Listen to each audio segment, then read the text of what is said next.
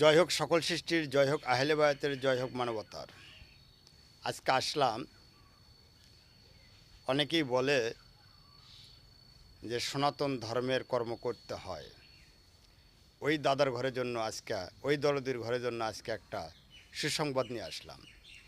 পুরাণের বিশেষ শ্লোকলায় বলতেছে শ্রীকৃষ্ণ নিজেই, হে সনাতন ধর্মের অনুসারীরা, আরবের মরুপ্রান্তে মোহাম্মদ নামে এক ব্যক্তি আসিবে, তোমরা তাকে সম্মান জানাইও, তার কাছে আত্মসমর্পণ করিও।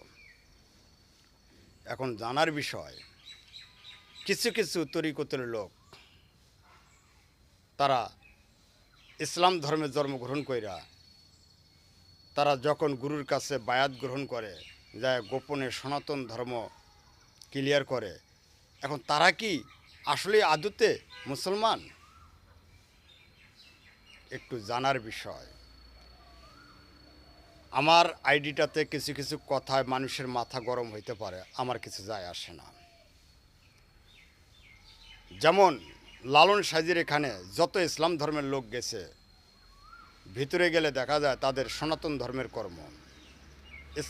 ইসলাম ধর্মের লোক হয় যদি সনাতন ধর্মের কর্ম করে, তাহলে ওই ব্যক্তিকে আর মুসলমান থাকে?